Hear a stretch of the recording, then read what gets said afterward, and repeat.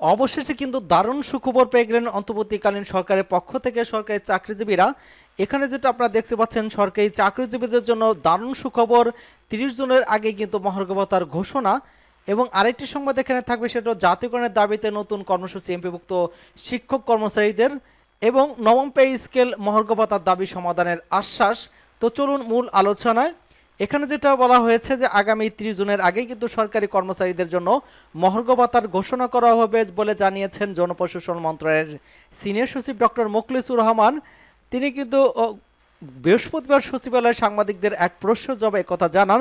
তবে কত শতাংশ মহার্ঘ ভাতা ঘোষণা করা হবে এ বিষয়ে তিনি কিছু জানাননি। তিনি মহার্ঘ ভাতা পর্যালোচনা কমিটির সদস্য মোখলেসুর রহমান বলেন, মহার্ঘ ভাতা নিয়ে দুটি সভা ইতিমধ্যে হয়েছে। এবার পেনশনভোগীরা এই মহার্ঘ ভাতা দেওয়া হবে। এবার যারা মহার্ঘ ভাতা পাবেন ইনক্রিমেন্টের সময় সেই ভাতা বেসিকের সঙ্গে যুক্ত হবে। আরেক প্রশ্ন জবাবে তিনি বলেছেন, অবশ্যই 30 জুনের মধ্যে মহার্ঘ ভাতা দেওয়া হবে। কত শতাংশ ভাতা দেওয়া হবে সে বিষয়ে অর্থ উপদেষ্টা এবং অর্থ সচিবের সঙ্গে কথা বলার পরামর্শ দেন তিনি। মহার্ঘ ভাতার ঘোষণার পরই সরকারি কর্মচারীদের জন্য বর্তমানে চালু থাকা 5% হারে পণ্যদানা অব্যাহত থাকবে কিনা সে বিষয়ে কোনো তথ্য জানাতে পারেননি জনপ্রশাসন সচিব।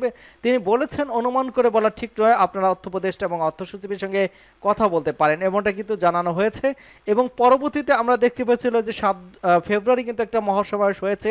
সেখানে ঐক্যজোট ফোরামের পক্ষ থেকে 15 সদস্য একটি প্রতিনিধি দল কিন্তু প্রধান উপদেষ্টার সাথে সাক্ষাৎ করেন। এখানে যেটা বলা হচ্ছে যে 50% মহার্ঘ ভাতা এবং নবম পে স্কেল বাস্তবায়ন 7 দফা দাবি আন্দোলনত সরকারি চাকরিজীবী ঐক্য পরিষদের নেতাদের দাবি দ্রুত সময়ের মধ্যে সমাধানের আশ্বাস দেওয়া হয়েছে।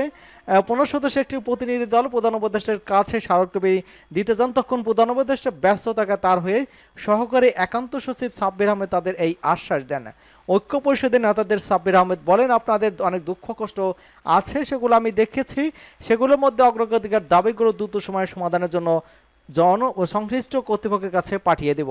প্রধান উপদেষ্টা এপিএস সাব্বির আহমেদ গণমাধ্যমকে বলেছেন, 11 থেকে 20তম গ্রেডের কর্মকর্তা কর্মচারীদের একটি প্রতিনিধি দল প্রধান উপদেষ্টার কাছে স্মারকলিপি দিতে এসেছিল। তিনি রাষ্ট্রীয় কাজে ব্যস্ত থাকায় আমি তাদের সঙ্গে কথা বলে তাদের দাবি দেওয়া দ্রুত সময়ের মধ্যে সমাধান করতে সংশ্লিষ্ট মন্ত্রীর কাছে পাঠিয়ে দিয়েছি।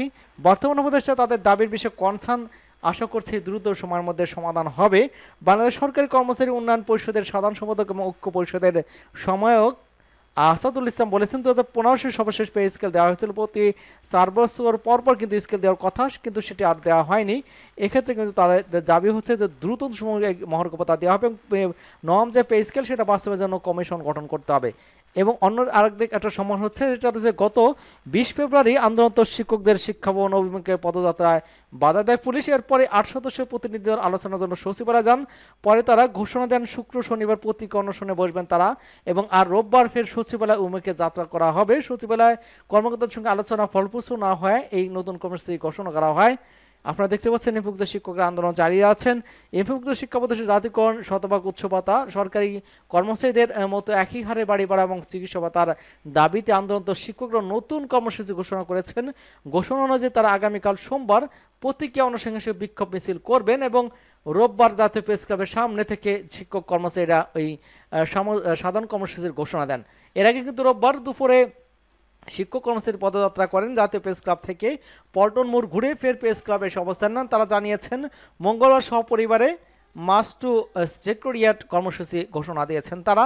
দেখা যাক তাদের আন্দোলনের ফলে তাদের কতটুকু দাবি দেওয়া মেনে নিতে বাধ্য হন সরকার, সে বিষয়ে কিন্তু দ্রুতই সিদ্ধান্ত আসবে বলে আমরা ধারণা করছি। আশা করি আপনারা বুঝতে পারছেন। সকলকেই ধন্যবাদ এবং আমাদের চ্যানেলকে যারা এখনও সাবস্ক্রাইব করেন চ্যানেলটি সাবস্ক্রাইব করে আমাদের সাথে থাকুন।